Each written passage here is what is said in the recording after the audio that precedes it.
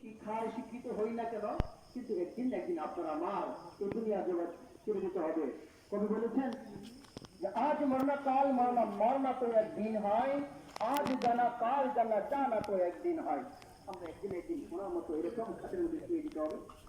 তো ভাই, এই শোয়ার আগে ওনার যে জায়গাটা আজকে আমরা নির্ধারণ করেছি, সেই গর্তটা, এই গর্তটা আপনারা আমার সঙ্গে অপেক্ষা করতেছে। কখন কখন কোন সময় কোন দিন কোন অবস্থায় কারো জানাবেন। এই গর্তেতে থাকতে হবে আপনার আমার একাএকি। এই একাএকি থাকার জন্য আপনার আমার এই জীবদ্দশায় আল্লাহ তাআলার হুকুম, নবী করিম সাল্লাল্লাহু আলাইহি ওয়াসাল্লামের তরিকা মানা আপনার জন্য আমার জন্য অপরিহার্য। আল্লাহ তাআলার জন্য আপনি আমাকে কবরের সামান তুলে করে এই দুনিয়া জগৎ শেষ করার তৌফিক দান করেন। আমি মান গাফারা গুটিয়ে লাভ, এই ভাইকে যদি আপনি আমরা ক্ষমা করে যাই, আল্লাহ তাআলা বলে যে আমিও তোমাকে ক্ষমা করে দেবো। আমাদের ভাইয়ের আমরা সকলেই আমরা অপরাধ করতে ক্ষমা করে দেবো। আসসালামু আলাইকুম ওয়া রাহমাতুল্লাহি ওয়া বারাকাতুহু।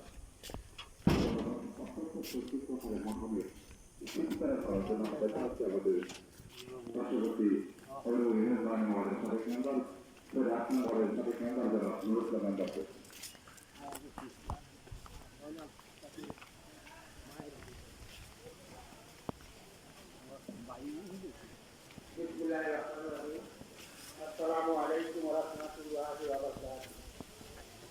কুল্লু নাফসিন যায়কাতুল মাউত, প্রত্যেক প্রাণী মৃত্যু অনিবার্য। এই ধারাবাহিকতায় সেই আল্লাহর যে বিধান, এই বিধান অনুসারে আজকে আমাদের ছেলে রেজত আলী সাকিব বড় ছেলে জয়নাল আবদিন, উনি তার গন্তব্যস্থানে চলে গিয়েছেন। আমরা সকলেই তার রূহের জন্য মাগফিরাত কামনা করব। আল্লাহ তাআলা যেন তাকে তার যে কোনো একটি নেকের উসিলায় মাফ করে তাকে জান্নাতবাসী করে। সম্মানিত মুসল্লিয়ান, আমরা দুনিয়াতে এসেছি অল্প কিছুক্ষণ সময় নিয়ে। ধরেন 50 বছর, 60 বছর, 70 বছর বা 100 বছর, এমন এই সময়ের মধ্যে আর দুনিয়া তো মাজরাতুল আখিরাত, আমরা এই দুনিয়া থেকে আখিরাতের ফসল অর্জন করতে হবে। তাই প্রত্যেকটা মানুষ, প্রত্যেকটা প্রাণী আমাদের সেই অনুপাতে আল্লাহর বিধান, আল্লাহর হুকুম মেনে চলা এবং নিষেধগুলি বর্জন করা একান্ত প্রয়োজন। তাই আজকে উনি চলে গিয়েছেন এই দুনিয়া থেকে।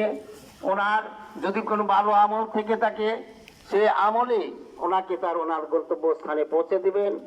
পরিশেষে তার রুহের মাগফিরাত কামনা করে, আপনাদের সকলের সুস্বাস্থ্য দীর্ঘায়ু কামনা করে, আবারও তার জন্য ক্ষমা চেয়ে আমি আমার বক্তব্য শেষ করছি। আসসালামু আলাইকুম ওয়া রাহমাতুল্লাহি ওয়া বারাকাতুহু। ধন্যবাদ অত্যন্ত মূল্যবান কথা বলার জন্য। সম্মানিত সুধী মণ্ডলী, এখন আমাদের হাতে 10 মিনিট সময় বাকি আছে। যারা রাস্তাঘাটে আছে তারা অতি সত্ত্বর চলে আসার জন্য আহ্বান জানাচ্ছি। এখন কোরআন থেকে কথা বলার জন্য আমি আহ্বান জানাচ্ছি আমাদের জাহাঙ্গীরপুর পাকা মসজিদের পেশ ইমাম মাওলানা জুবায়ের হাসানকে অত্যন্ত সংক্ষিপ্ত আকারে কোরআন থেকে কথা বলার জন্য উদাত্ত আহ্বান জানাচ্ছি।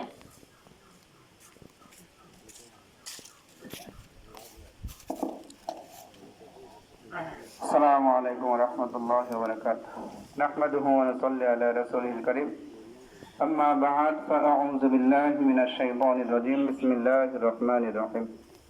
أينما تكونوا يدرككم الموت ولو كنتم في بروج مشيدة.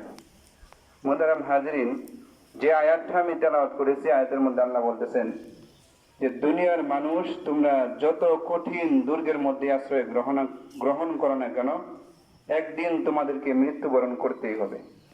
মুহতারাম হাজরিন, মৃত্যুবরণ যেহেতু আমাদের করতেই হবে, এই দুনিয়া হলো মাজরাতুল আখিরা, আখিরাতের ক্ষেত হলো এই দুনিয়া।